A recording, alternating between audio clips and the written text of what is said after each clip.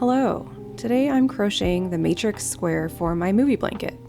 This is sort of a part 2 of a series about me working on this blanket, so you can watch the first video if you want all the full context. But basically, to sum it up, I'm just crocheting squares of my favorite movies, and eventually I plan to stitch them together into a big blanket to hang on the wall. In this video, I'm going to walk you through the process of making this square for the matrix from start to finish, beginning with designing the pattern and then actually crocheting it. The first step in my process is to design a pixel art version of the movie cover to use as my crochet pattern. I use a pixel art drawing program called Pixaki on my iPad. I'm setting the pixel art canvas to 56 pixels square, so when I'm crocheting it later on, 1 pixel will equal 1 single crochet stitch. This is what it looks like when I import the movie cover picture directly into the Pixaki program and let it automatically pixelate itself to the right size. So technically it would be possible to just take this picture here and use it as a crochet pattern, but I would need to buy dozens and dozens of different shades of yarn colors just to make this one square. And it would also take a really long time and be very difficult to crochet because I'd be having to change colors basically every single stitch. So what I'm doing instead is first simplifying this as much as possible until the design is still recognizable as the movie cover, while also being functionally much easier to crochet. Ideally, I'm trying to use a maximum of 5 or 6 different colors of yarn at a time so that it doesn't get too insanely tangled up while I'm working. This is an early unfinished draft of the simplified pixel art, which I think looks cute, but it's still got way too many different colors and details to be practical. I was trying to get that funky texture of the vertical computer code lines in the background, which I think would have been so cool if I could pull it off, but it was just going to be way too complicated to actually do. So I ended up dropping that idea and just going for a flat green background instead. This is a much more simplified version where I've gotten it down to 5 different colors. I know it doesn't really look like much, but this took me so freaking long, like at least 3 or 4 hours to figure this design out, and I'm still not 100% happy with it, but I think it's as good as it's gonna get. There's just so much detail on this movie cover, and it was surprisingly tricky to try to simplify it down so that it would still all be recognizable, but nobody's body or face looked too weird, like anatomically, and everyone's forms were still visually distinct from each other. They're all in the same black and dark green color palette, and it's really easy for it to turn into just a mushy blob, but I think we got pretty close in the end. I can still tell who everybody is. So now I need to pick my yarn colors. I'm using the 6-ply cotton yarn from Hobbii. I ordered a bunch of colors of this yarn a while ago with this project and a couple other projects in mind. So these are the shades of green that I currently have right now. And I ended up going with these colors. I forgot to film this part until after I already finished crocheting it, which is why I only have a tiny bit of that dark green left. After I figured out what colors I wanted to use, I changed the colors on the pixel art to match the yarn colors, just to test it and make sure it still looked okay.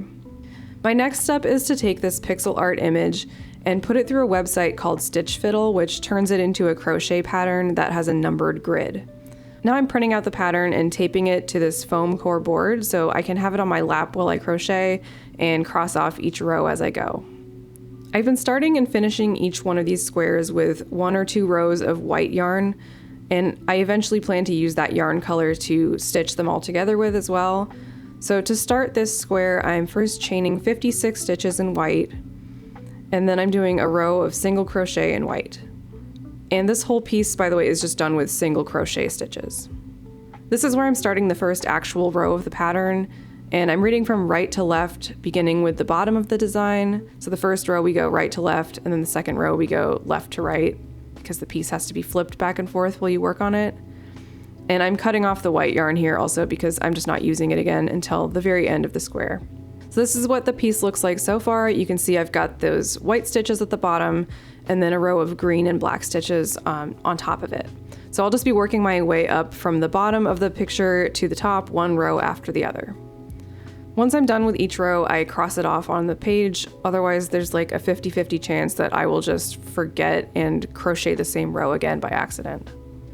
Here's what it looks like after a few more rows are done. You can see the bottom of the pants showing up and Neo's big stupid trench coat starting to take shape, and that bright green color is the background color.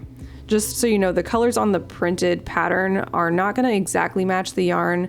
I just mess around with the printed version to make them look more distinct from each other. That way it's just easier to read. And this is what the back looks like so far. Instead of cutting my yarn off every time I'm changing colors, I'm carrying the yarn across the back of the piece, which results in these long string sections called floats. If you want to learn more about that technique, there's like a million tutorials on YouTube that can explain it way better than I would be able to here. So just look up how to carry your yarn in crochet or tapestry crochet with floats or something like that. I will link a good tutorial in the description as well. Okay, I'm starting to bring in some of that pale pastel green color now, the one that almost looks white. And here's a little more progress. This is a look at my work setup also, with my plastic tub full of the yarn balls that I'm using. The absolute worst part of this project by far is untangling the yarn when it gets all twisted around itself.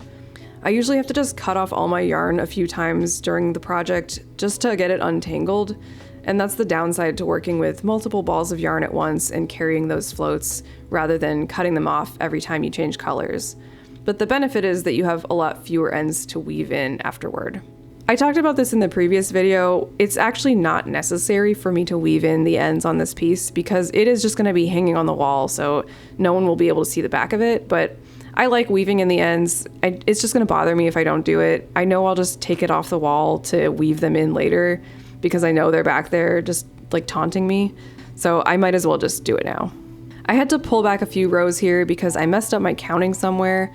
I don't think you can really see what the mistake was from looking at the footage. I honestly don't even remember what it was looking back, but I just know it was going to cause problems for the rest of the design if I wasn't going to undo it. So kind of annoying, but at least it's only a few rows that I had to redo this time.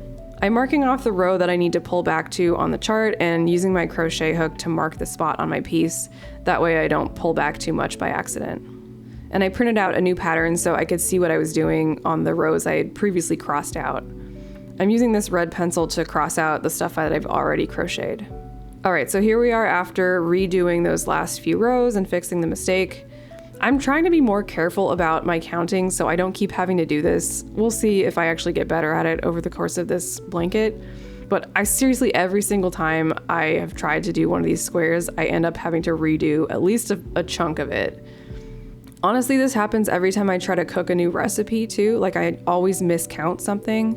I feel like there's just never been a single time in my life that I've actually followed instructions correctly the first time. I think it's just the ADHD. I just get really impatient and assume I know what something says instead of actually reading it. Anyway, here's a little more progress. We're about up to their shoulders now. And here's their little heads peeking out. This is another look at the back so far. I always love how the back of fiber art pieces look.